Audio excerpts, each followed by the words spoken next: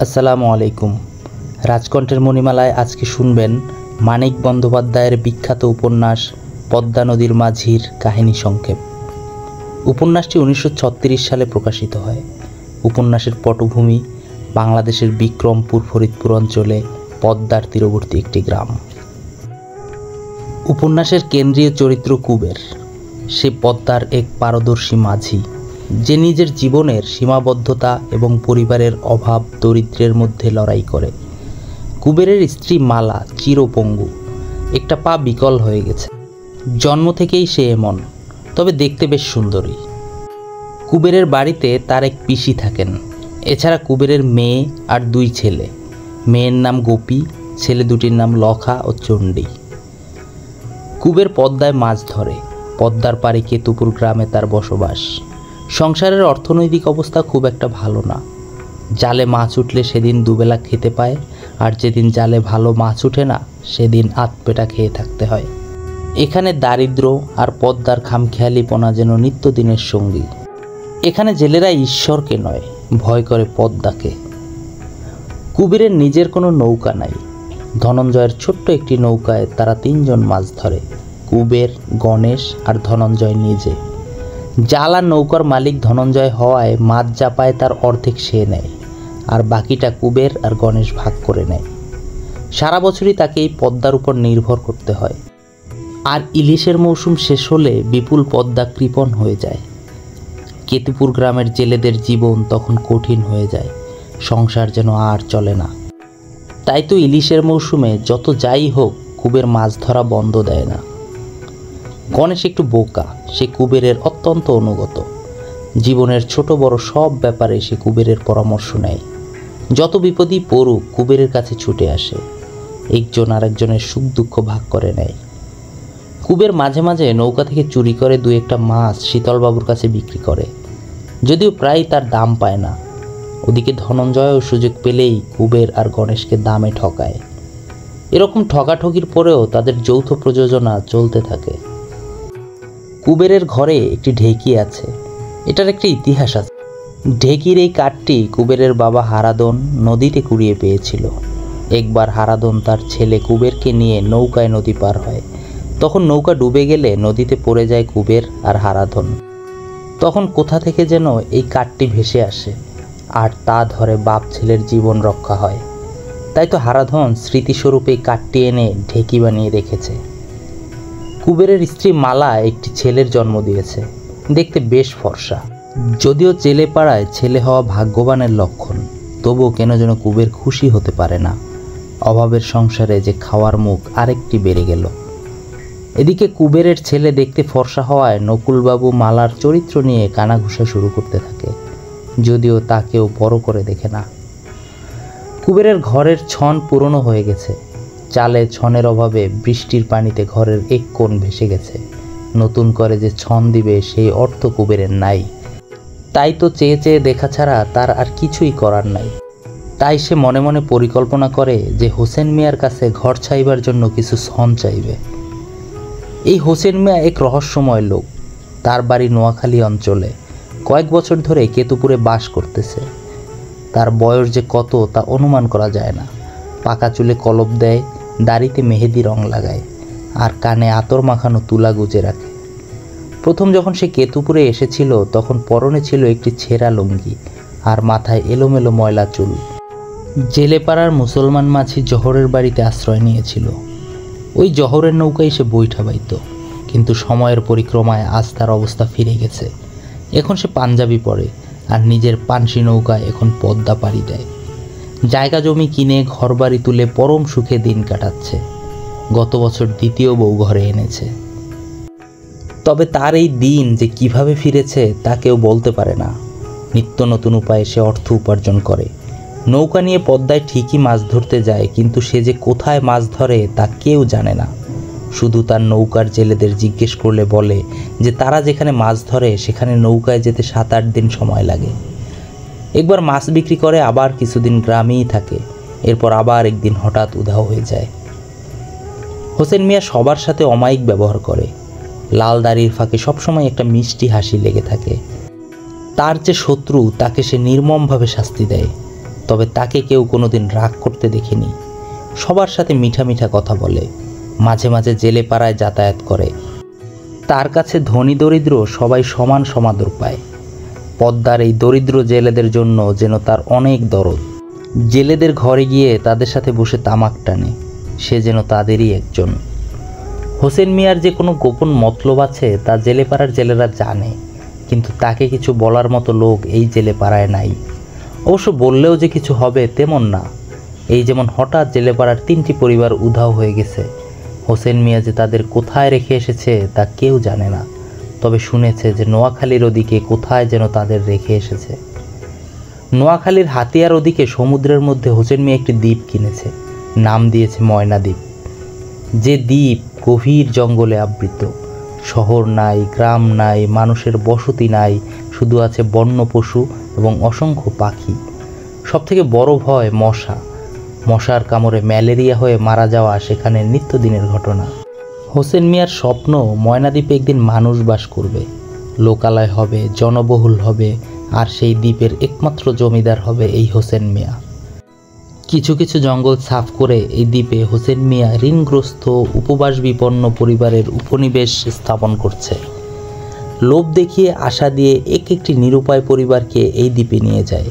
তারপরে কোনোদিন আবাদ হয়নি এমন একটা জমি দেয়, থাকার জন্য ঘর দেয়, আর আবাদের জন্য হালের বলদ ও জঙ্গল কাটার জন্য যন্ত্রপাতি দেয়। বিভিন্ন জায়গা থেকে অসহায় পরিবারকে সে এই ময়নাদ্বীপে নিয়ে আসে। এই জেলেপাড়ায় হোসেন মিয়ার ঘোরাঘুরির একটাই উদ্দেশ্য, ময়নাদ্বীপের আবাদ বাড়ানো। যদিও জেলেরা হোসেন মিয়ার এই দুরভিসন্ধির ব্যাপারে জানে, কিন্তু তাদের কিচ্ছু করার নাই। চরম অভাবে এই হোসেন মিয়ার কাছেই হাত পেতে সাহায্য নিতে হয়। তাই যতদিন পারে দ্বীপে যাওয়ার আহ্বান অস্বীকার করবে, আর যেদিন পারবে না সেদিন স্ত্রী পুত্রের হাত ধরে নিঃশব্দে হোসেন মিয়ার নৌকায় গিয়ে উঠবে। কুবের ধনঞ্জয়ের নৌকায় করে রথের মেলায় যাচ্ছিল। এমন সময় দূরের একটা নৌকা থেকে একটা ক্ষীণ ডাক শুনতে পায়। সে নৌকা কাছে এলে তারা দেখতে পায় যে বৃন্দা মাঝির ছেলে রাসু। রাসুকে দেখে তারা সবাই খুব অবাক হয়, কারণ রাসু বেশ অনেক দিন আগে এই জেলেপাড়া ত্যাগ করে হোসেন মিয়ার ময়নাদ্বীপে চলে গেছিল। আর তারা জানে যে কেউ একবার ময়নাদ্বীপে যায় সে আর ফিরে আসে না। তাই তো এতদিন পরে রাসুকে ফিরে আসতে দেখে সবাই বেশ অবাক হয়।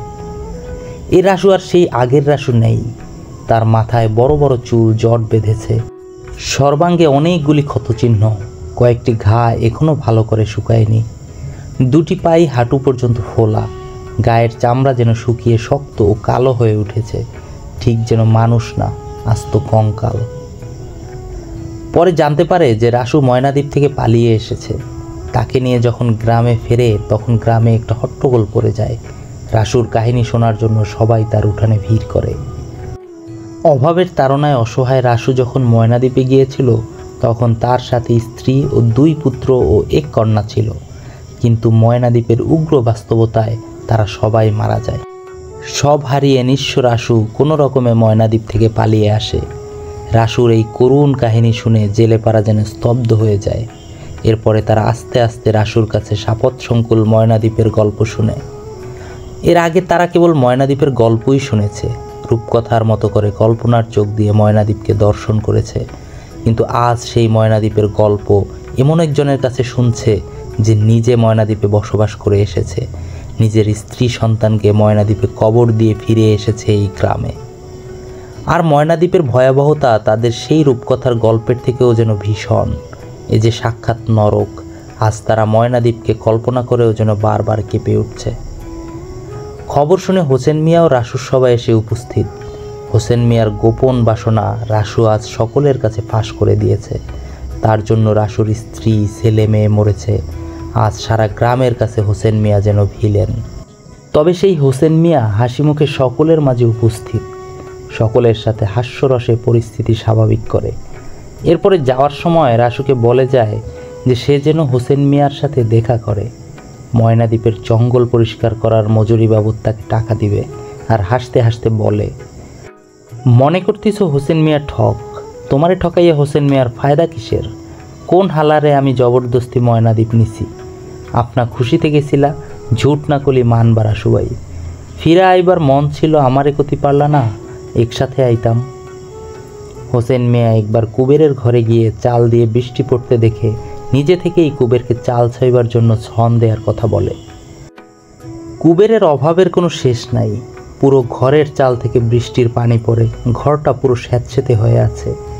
ঘরে কোনো খাবার নাই, এমনকি হোসেন মিয়া ঘরে আসলে তাকে কিছু খেতে দেওয়ার মতো কিছু নাই। নিতান্ত গরিব কুবের। একদিন রাতে হোসেন মিয়া তার ঘরে ঘুমিয়ে পড়ে। তখন তার পকেট থেকে কয়েকটি পয়সা কুবের চুরি করে নেয়। আসলে অভাবে স্বভাব নষ্ট।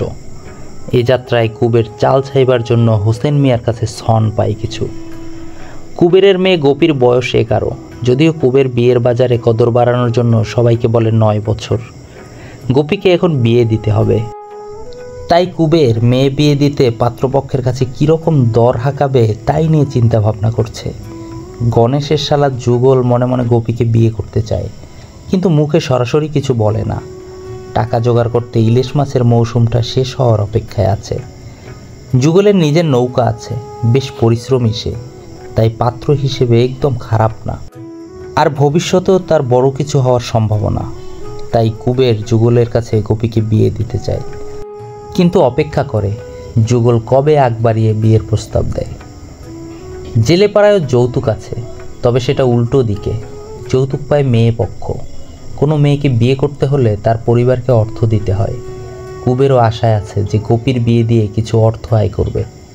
এদিকে রাসুও গোপীকে বিয়ে করতে চায়, কিন্তু চালচুলোহীন রাসুর ইচ্ছের কথা শুনে কুবের শুধু অবাকই হয়। এবছর পদ্মার তীরে বন্যার জল বেশ বেড়েছে। সব গ্রাম 5-7 দিন জলের নিচে ডুবে গেছে। মালার বাপের বাড়ি চরডাঙ্গাও কোমর সমান পানির নিচে ডুবে আছে। আর তাই তো মালা কুবেরের কাছে কাদাকাটি করে বলে যেন সে তার বাপ ভাইয়ের খবর নেয়। তাই তো একদিন কুবের গণেশকে সাথে নিয়ে খবর নিতে চরডাঙ্গায় যায়। মাঠঘাট সব জলের নিচে। গিয়ে দেখে যে কুবেরের শ্বশুরবাড়ির সবাই কাঠের ছোট্ট অস্থায়ী মাচা তুলে তাতে বসবাস করছে। গরু, ছাগল, পোষা কুকুরও বাঁশের আরেকটি মাচায় আশ্রয় নিয়েছে। রান্নাবান্নাও মাচার উপরেই হয়। কুবের এসেছে শুনে মালার ছোট বোন কপিলা নিচে নেমে এসে কুশল বিনিময় করে। কুবেরের বিয়ের সময় কপিলা বেশ দুরন্ত ছিল। পঙ্গু মালাকে বিয়ে করেছিল বলেই হয়তো কপিলার দুরন্তপনা আরও বেশি করে চোখে পড়ে কুবেরের। অন্ধকারে যে বাস করে মৃদু আলোতে তার চোখ ঝলসে যায়। কপিলার বিয়ে হয়েছে, একটি মেয়ে হয়ে মরেও গেছে। সময়ের সাথে সাথে কপিলা আজ বেশ শান্ত হয়ে উঠেছে। কুবের তা লক্ষ্য করে। বন্যার জল কমা পর্যন্ত কুবের সবাইকে তার বাড়িতে আমন্ত্রণ জানায়, কিন্তু সকলে তো আর বাড়ি ছেড়ে যাওয়া চলে না। গরু বাছুর আছে, সংসার আছে। তাই সিদ্ধান্ত হলো ছোট বাচ্চাদের নিয়ে কপিলা কুবেরের সাথে কেতুপুরে যাবে। কপিলা বেশ সুখেই সংসার করছিল। একদিন হঠাৎ স্বামীর সাথে ঝগড়া করে বাপের বাড়ি চলে আসে, আর সেই ক্ষোভে তার স্বামী শ্যামা দাস আরেকটা বিয়ে করে। তারপর কপিলাকে আবার স্বামীর বাড়িতে পাঠানো হলেও শ্যামা দাস তাকে আর গ্রহণ করে না। এদিকে বাড়িতে অতিরিক্ত এতগুলো মানুষের খাওয়া পড়া জোগানো কুবেরের মতো গরিব মানুষের জন্য একরকম দুঃসাধ্য। ইলিশের মৌসুম বলে এখন হয়তো কোনো রকমে চলে যাবে, কিন্তু মৌসুম শেষে খাওয়ার জন্য কোনো সঞ্চয় করা আর সম্ভব হবে না। তখন সপরিবারে উপোস থাকতে হবে। এসব চিন্তা করতে করতে কুবের নদীর ঘাটে যায়। কুবের বাড়িতে তামাক ফেলে আসে, আর সেই তামাক নিয়ে কপিলা কুবেরের পিছনে পিছনে আসে। কপিলা কুবেরের সাথে নৌকায় মাছ ধরতে যেতে চায়, কিন্তু কুবের তাকে নেয় না। এ নিয়ে কপিলা কুবেরের সাথে শয়তানির হাসি হাসে। কুবেরের সামনে কপিলা যেন সেই আগের মতো চঞ্চলমতি হয়ে উপস্থাপিত হয়। কুবের ভাবে ও কি চায়। মালার যাত্রা ঘরের মধ্যেই সীমাবদ্ধ। সে কোনোদিন তামাক নিয়ে নদীর ঘাটে যেতে পারেনি। আজ কপিলা তামাক নিয়ে এসে কুবেরের মনে সম্পূর্ণ নতুন অচেনা এক অনুভূতির জন্ম দিয়েছে। সারা রাত পদ্মায় মাছ ধরে এসে এখন সে না চাইতেই পা ধোয়ার জল পায়। পান্তা ভাতের জন্য হাঁকাহাঁকি করতে হয় না। খাওয়া শেষ হতেই সামনে তামাক এসে পড়ে। কখনো হঠাৎ তার গোফে একটা টান পড়ে। হঠাৎ একটা চিমটি কেটে হাসি চেপে চোখের পলকে উধাও হয়ে যায়। ঘুম আসার আগেই কপিলা স্বপ্নও এনে দেয়। এই সবই কুবেরের কাছে একদম নতুন অনুভূতি। তাই তো ভবিষ্যৎ অভাবের সম্ভাবনার পরেও ঘরের প্রতি কুবেরের আকর্ষণ বাড়ে। এসব দেখে মাঝে মাঝে মালার ঈর্ষাও হয়। এক সময় বন্যার জল কমে যায়। বাচ্চারা সবাই বাড়ি ফিরে গেলেও কপিলা যায় না। সে থেকে যায় কুবেরের বাড়ি। কে জানে কি আছে এই কপিলার মনে। এদিকে হোসেন মিয়া রাসুকে কিছু টাকা দিয়েছে, তা দিয়ে সে গোপীকে বিয়ে করতে চায়, কিন্তু কুবের রাজি হয় না। যুগলের মতো পাত্র হাতে থাকলে রাসুকে কেন সে মেয়ে দিবে? তবু রাসু আশায় থাকে, কুবেরকে দেখলে একটু বেশি খাতির করে। মাঝে মাঝে গোপীর চলার পথে দাঁড়িয়েও থাকে। হঠাৎ একদিন কেতুপুরে ঝড় হয়, জেলেদের জীর্ণ দুর্বল ঘরগুলো প্রায় সবই ধ্বংস হয়ে যায়। আমিনুদ্দির ঘরের উপরে একটা প্রকাণ্ড গাছ এসে পড়ে। আমিনুদ্দির স্ত্রী ও ছেলে মারা যায়। ওদিকে যারা নৌকায় মাছ ধরতে পদ্মায় গিয়েছে তাদের কোনো খোঁজ নাই। আস্তে আস্তে পরের দিন বিকেলে বিধ্বস্ত অবস্থায় প্রায় সবাই ফিরে আসে। কুবেরের থাকার ঘরটি পড়ে যায়। একটা প্রকাণ্ড কাঠ পায়ের উপরে এসে পড়ে গোপীর পাটা মচকে যায়। এরপরে হোসেন মিয়া গ্রামে ফিরে গ্রামের চারপাশে ঘুরে ঘুরে ঝড়ের তাণ্ডব দেখে। তারপর বলে, না টাকা কর্জ দিমু না, সন দিমু, বাঁশ দিমু, নিজে খারাইয়া তোমাকে ঘর তুলিয়া দিমু, শেষে নিকাশ নিয়া খত লিখমু, তোমরা একটা করে টিপ সই দিবা, তাই সই। একটা নতুন ঘরের বদলে যদি একটি মাত্র টিপ দেয়া লাগে তাতে কারো কোনো আপত্তি নাই, সবাই খুশিই হয়। যাদের ঘর ক্ষতিগ্রস্ত হয়নি তারাও আফসোস করে যে ঘরটা পড়লেই বেশি ভালো হইতো। হোসেন মিয়ার দয়ায় কুবেরের নতুন ঘর ওঠে। বিনিময়ে 21 টাকার একটা ঋণপত্র তৈরি হয়। কুবের তাতে টিপ সই দেয়। হোসেন মিয়া বলে, যখন পারবা ফেরত দিবা, না পারলে দিবা না। এরপর একদিন মালার বড় ভাই এসে কপিলাকে চরডাঙ্গায় নিয়ে যেতে চায়, কিন্তু কপিলা যেতে চায় না, কুবেরও যেতে দিতে চায় না। একদিন কপিলা লখাকে নিয়ে পুজো দেখতে যায়, কুবেরও তাদের পিছন পিছন যায়। কপিলা সেখানে শীতলবাবুর সাথে হেসে হেসে কথা বলতে দেখে কুবের বিরক্ত হয়। শীতল ও কপিলাকে বেশ কদর করে। রাগ করে কুবের লখাকে নিয়ে বাড়ির পথে হাঁটা দেয়। কপিলা পরিস্থিতি বুঝতে পেরে পিছন পিছন হাঁটা দেয়। পথে সন্ধ্যা হয়ে যায়। এ সময় দেখে যে রাসুও পুজো দেখতে পুজোর দিকে যাইতেছে। কপিলা ফন্দি করে লখাকে রাসুর সাথে আবার পুজো দেখতে পাঠিয়ে দেয়। এরপরে কুবের আর কপিলা দুইজন বাড়ির পথে অন্ধকারে হাঁটতে থাকে। হঠাৎ অন্ধকার নির্জনে কুবের কপিলার আঁচল শক্ত করে চেপে ধরে, বলে, শীতলের লগে অত কথা কিসের তোর? হ্যাঁ? কপিলা আঁচল টেনে ছাড়াতে চেষ্টা করে, বলে, পোলাপানের লাখান কইরো না মাঝি ছাড়ো। রাস্তার মধ্যেই ইডা কেমনতর কাণ্ড জুড়লা। কুবের হঠাৎ কপিলাকে বুকের সাথে জড়িয়ে ধরে। কপিলা শান্ত হয়ে থাকে। কপিলা করুণ কণ্ঠে বলে, মনটা ভালো না মাঝি, ছাড়বা না? মনটা কাতর বড়। কুবের তাকে ছেড়ে দেয়। এরপরে জিজ্ঞেস করে, মন কাতর কেন? কপিলা বলে, তার স্বামীকে মনে পড়ে। শুনে কুবের বেশ মনে মনে হতাশ হয়। এদিকে গোপীর পায়ে ব্যথা বাড়ে। সারা রাত বসে কপিলা গোপীর সেবা করে। পায়ের অবস্থা ভালো না হয় গোপীকে নিয়ে দূরের হাসপাতালে যেতে হয়। যুগলের নৌকায় করে তারা আমিনবাজারের হাসপাতালে যেতে চায়। যুগলও সাথে যায়। এরপরে নৌকা ছাড়া ঠিক আগ মুহূর্তে রাসুও এসে লাফিয়ে নৌকায় ওঠে। এরপরে আমিনবাড়ি হাসপাতালে গোপীর অপারেশন হয়। গোপীকে ডাক্তার কয়েকদিন হাসপাতালে ভর্তি থাকতে বলে। পরে কপিলা আর কুবের সেখানে থেকে যায়। রাসু আর যুগল বাড়ি ফিরে আসে। হাসপাতালে কারো থাকার ব্যবস্থা নাই, তাই কপিলা ও কুবেরকে বাইরে কোথাও থাকতে হবে। কপিলা তার আঁচল থেকে খুলে কয়েকটা টাকা কুবেরের হাতে দেয়। এরপরে বিকেলে একবার গোপীকে দেখে তারা রাতে থাকার বন্দোবস্ত করে। পাশেই একটা হোটেলে একটা বড় ঘর ভাড়া করে। কপিলাকে ঘরে রেখে কুবের বাইরে ঘুমানোর জন্য যেতে চাইলে কপিলা যেতে দিতে চায় না। কপিলার সাথে একই পার্টিতে শোয়ার জন্য বলে। কিছুটা ইতস্তত করলেও কুবের সেখানে বসে। সারা রাত পার হয়ে যায়। পরের দিন তারা কেতুপুরে ফিরে যায়। যাওয়ার সময় মনে মনে কুবের বেশ চিন্তিত হয়ে পড়ে যে একই ঘরে কপিলার সাথে রাত্রি যাপন করেছে। কপিলা আবার না সবাইকে বলে দেয়। কপিলাকে বিশ্বাস নাই, কিন্তু কপিলা কিছুই বলে না। 2 দিন পরে কুবের গিয়ে গোপীকে নিয়ে আসে। গ্রামে ফিরে কুবের দেখে যে বাড়িতে কপিলার স্বামী শ্যামাদাস এসেছে। তার দ্বিতীয় বউ মরেছে, তাই সে কপিলাকে নিতে এসেছে। কুবের মনে মনে বেশ হতাশ হয়, কিন্তু কিছুই বলে না। কপিলাও ব্যাপারটা বুঝতে পেরে মিটমিট হাসে। পরদিন কপিলাকে সঙ্গে করে শ্যামাদাস চলে যায়। ইলিশের মৌসুম শেষ, আর কপিলা যাওয়ার পরে কুবেরের বাড়িতে অভাব বেড়েছে। ফসল নষ্ট হওয়ায় অভাব যেন আরও চরমে উঠেছে। এদিকে ধনঞ্জয়ের নৌকায় কুবেরকে আর কাজে রাখেনি। কুবের এখন একরকম বেকার। এদিকে গুপি সুস্থ হলেও পা একেবারে ঠিক হয়নি। সারা জীবন খুঁড়ে খুঁড়ে হাঁটতে হবে, আর তাই যুগলকে জামাই করার আশাও একরকম শেষ। এখন শেষ ভরসা রাসু। মালাও ইদানিং তাকে বেশ খাতির করে। এদিকে রাসুও দোটা নাই। জেনে শুনে পঙ্গু মেয়েকে বিয়ে করতে কে চায়? ডাক্তারকে জিজ্ঞেস করেও কোনো সদুত্তর পায় না। এরপরে একদিন হোসেন মিয়া কুবেরকে তার নৌকায় কাজ করার প্রস্তাব দেয়। কুবেরও রাজি হয়ে যায়, আর সাথে গণেশকেও রাখে। তার জন্যই গণেশ ছেলেটা ধনঞ্জয়ের নৌকায় কাজ ছেড়ে দিয়েছে। এরই মাঝে একদিন সব হারিয়ে নিঃস্ব আমিনউদ্দিন এসে জানায় যে সে ময়নাদ্বীপে যেতে রাজি। অনেক দিন ধরেই হোসেন মিয়া তাকে নেয়ার চেষ্টা করেছিল, সে রাজি হয়নি। এতদিনে হোসেন মিয়ার মনের আশা পূরণ হয়।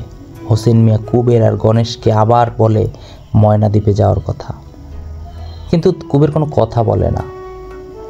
হঠাৎ হোসেন মিয়ার নৌকায় কুবের আর গণেশের ডাক পড়ে। নৌকা নিয়ে কোথায় যেন যেতে হবে। নৌকা একটি মুসলিম পরিবার আর আমিনউদ্দিন, এছাড়া বেশ কিছু দৈনন্দিন দ্রব্য। হোসেন মিয়া বলেছে অনেক দূরে যেতে হবে, আর এত বড় অভিযানের পরিচালক কুবের। হোসেন মিয়ার নৌকায় কোথাও গেলে হাত খরচ বাবদ যে টাকা হোসেন মিয়া তাকে দেয়, তা থেকে কুবের 2-1 পয়সা চুরি করে। এবারও বেশ কিছু টাকা দিল। নৌকা কুবেরের জিম্মায়। চাঁদপুরে যাওয়ার পরে তারা বুঝতে পারে যে নৌকা নিয়ে তারা ময়নাদ্বীপে যাচ্ছে। ওই অসহায় মুসলিম পরিবারটিও তাদের সাথে যাবে। এই পরিবারের একটা মেয়ের সাথে আমিনউদ্দির বিয়ে দিয়ে হোসেন তাদেরকে ময়নাদ্বীপে নিয়ে যাচ্ছে, আর আমিনউদ্দির অনাথ মেয়েটিকে কেতুপুরে একা ফেলে যাচ্ছে। এরপরে তারা সমুদ্রের দিকে ময়নাদ্বীপে যাত্রা করে। গভীর সমুদ্রে অনেক দূরে ময়নাদ্বীপ। বেশ কয়েকদিন যাত্রা করে তারা ময়নাদ্বীপে পৌঁছায়। এই সেই ময়নাদ্বীপ। এতদিন যে দ্বীপের নৃশংসতার গল্প শুনেছিল তারা, আজ তারা সেই সাপৎসংকুল দ্বীপে এসে নৌকা ভিড়ায়। কুবের দেখল দ্বীপের এক পাশে কিছু অংশ পরিষ্কার করে বসতি স্থাপন করা হয়েছে, আর বাকি পুরো ডিম্বাকৃতির দ্বীপটি গভীর জঙ্গলে ঢাকা। 11 মাইল লম্বা দ্বীপটিতে অনেক নারিকেল গাছ, চারপাশে লোনা পানি, আর জঙ্গলে প্রচুর সাপ। প্রায় 100-র বেশি মানুষ এই দ্বীপে বসবাস করে, যার বেশিরভাগই শিশু। তারা এই দ্বীপেই জন্মগ্রহণ করেছে। চারপাশে মশা আর ম্যালেরিয়ার ভয়। অল্প কিছু ফসল ফলে, তাই চাহিদা মেটাতে বেশিরভাগ খাবারই হোসেন মিয়াকে নৌকায় করে আনতে হয়। জীবন এখানে নির্মম। একদিন এই দ্বীপ আবাদ হবে, হাজার হাজার মানুষ এখানে মুখরিত হবে। হোসেন মিয়ার এই স্বপ্ন। কয়েকদিন ময়নাদ্বীপে থাকার পরে কুবের ও গণেশ গ্রামে ফিরে আসে। এই কয়দিনে গোপীর পা আবার ফুলে ওঠে। রাসু অনেক দৌড়াদৌড়ি করে তার চিকিৎসা করে, আবার তাকে আমিনবাজার হাসপাতালে নিয়ে যায়। সেখানে আবার তার পায়ের অপারেশন হয়। এবার একটু খুঁড়িয়ে হলেও গোপী হাঁটতে পারবে। কুবের আসার পরে এসব শুনতে পায়। তখন রাসু কুবেরের কাছে গোপীর বিয়ের প্রস্তাব দেয়। কুবের তার কাছে 1.5 কোটি টাকা আর 2 কোটি টাকার গহনা দাবি করে। রাসুর কাছে এত টাকা নাই, তবু সে রাজি হয়ে যায়। গ্রামে ফিরে কুবের অলস সময় কাটায়। এ সময় তার কপিলার কথা মনে পড়ে। হাসি আর উচ্ছ্বাসে কুবেরের জীবন আনন্দময় করে রেখেছিল সে। আজ কুবেরের বারবার কপিলার কথা মনে পড়ে।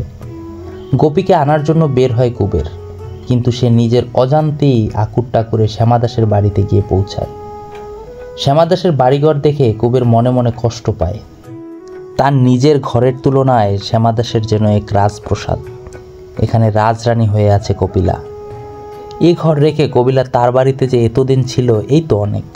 আর কুবের ভাবছে যে কপিলার মন এখনও সেই কেতুপুরে পড়ে আছে। কি বোকা কুবের।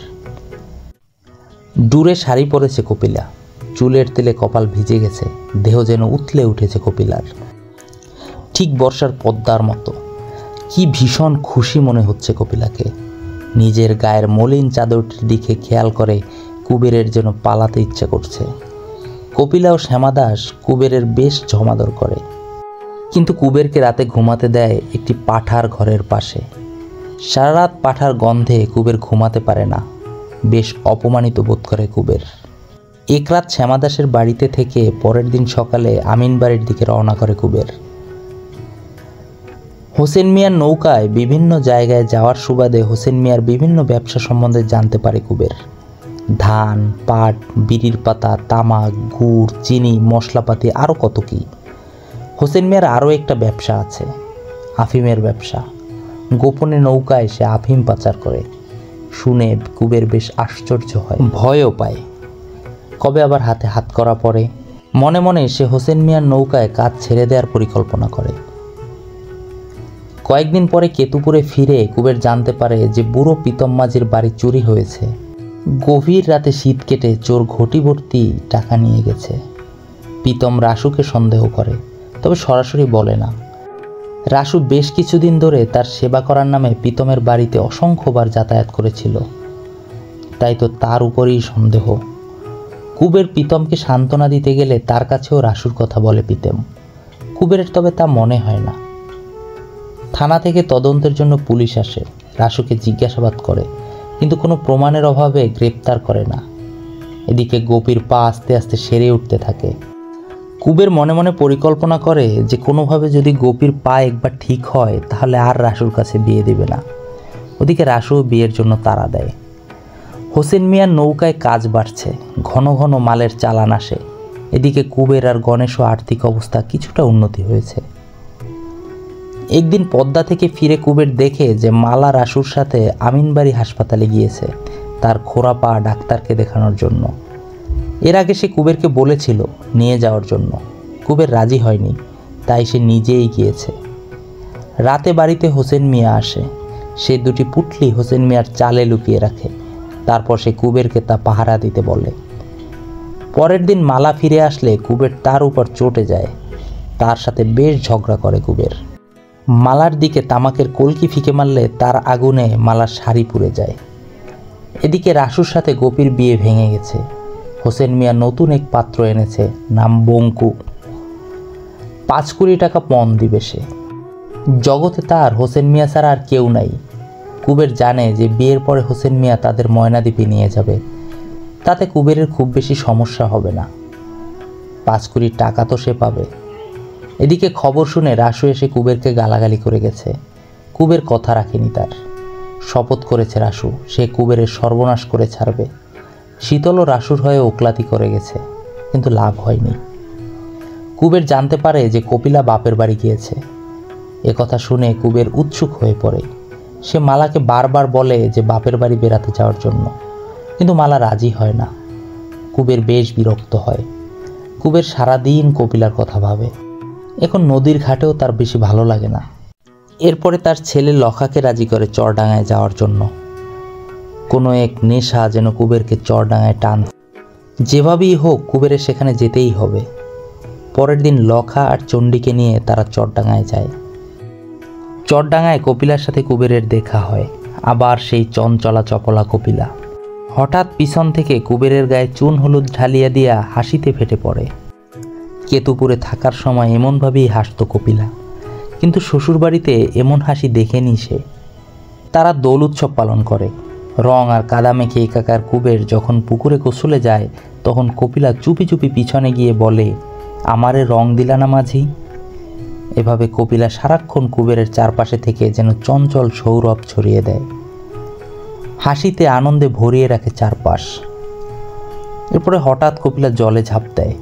কুবের কপিলাকে ধরে ফেলে, শক্ত করে জড়িয়ে ধরে কপিলাকে। কপিলা ইতস্তত করে। তারপর কুবের বলে, তল লাইগা দিবারাত্র পরান্ডা পোড়ায় কপিলা।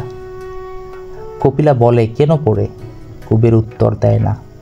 এরপরে সাঁতার দিয়ে কপিলা উপরে উঠে যায়। কুবের লখা আর চণ্ডীকে নিয়ে বাড়ি চলে যায়। মালা যখন শুনে যে চরডাঙ্গায় কপিলা আছে তখন একেবারে গম্ভীর হয়ে যায়। কপিলার সাথে কুবেরের উচ্ছ্বাস সে নিজ চোখে দেখেছে। এখন প্রায় সে নিজের খোঁড়া পা নিয়ে কাতর হয়ে যায়। কুবের তার ঘরের পাশে আর একটা ঘর তোলে। তারপর একদিন শুভ সময় দেখে বঙ্কুর সাথে গোপীর বিয়ে দিয়ে দেয়। কপিলাও আসে বিয়েতে। বিয়ের সব কাজ এই কপিলাই করে। কপিলা কুবেরের থেকে একটু সরে সরে থাকে, পালিয়ে পালিয়ে বেড়ায়। কুবের কাছে ডাকলেও মুখ ফিরিয়ে থাকে। কপিলা যেন নির্জীব হয়ে আছে। বিয়ের পরেই কপিলার চলে যাওয়ার কথা থাকলেও সে কেতুপুরে থেকে যায়। কুবের পদ্মায় যায় হোসেন মিয়ার মাল খালাস করতে। সেখান থেকে 2 দিন পরে ফিরে গভীর রাতে। কিন্তু ঘাটে নৌকা বেঁধেই সে দেখতে পায় যে সাদা শাড়ি পরে এক রমণী নদীর ঘাটে দাঁড়িয়ে আছে। কাছে গিয়ে দেখে যে কপিলা দাঁড়ানো।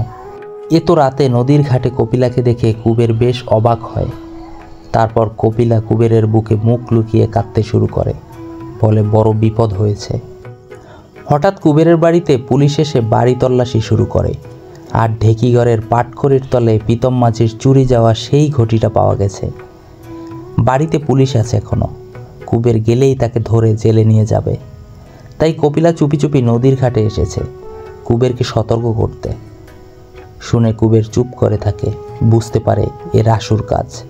সে আগেই সর্বনাশ করার হুমকি দিয়েছিল। কুবের কপিলার চোখ মুছে দিয়ে বাড়ি যেতে বলে তাকে, কিন্তু কপিলা নাছোড়বান্দা। কুবের তাকে কোনোভাবেই বাড়ি পাঠাতে পারল না। তারপর তারা হোসেন মিয়ার বাড়িতে যায়। এই ঘোর বিপদে হয়তো হোসেন মিয়া কোনো সাহায্য করতে পারবে। হোসেন মিয়াকে কিছু বলার প্রয়োজন হয় না, খবর সে আগেই পেয়েছিল। সে লাল দাড়িতে হাত বোলাতে বোলাতে বলে, ময়নাদ্বীপে যাবা কুবির? চুরি আমি সামাল দেব। কুবের বলে যে সে চুরি করেনি, কিন্তু কিছু করার নাই, চুরির মাল তার ঘর থেকেই লুকানো অবস্থায় পাওয়া গেছে। কুবেরের এখন কিচ্ছু করার নাই। হোসেন মিয়া আবার জিজ্ঞেস করে, যাবা ময়নাদ্বীপ? কুবের এবার আস্তে আস্তে ঘাড় নেড়ে সায় দেয়। হোসেন মিয়া সব ব্যবস্থা করে দেয়, আর বলে যে কয়েকদিন পরে হোসেন মিয়া নিজে মালা আর তার বাকি পরিবারকে ময়নাদ্বীপে পৌঁছে দিবে। এরপরে হোসেন মিয়া নদীর ঘাটের দিকে চলে।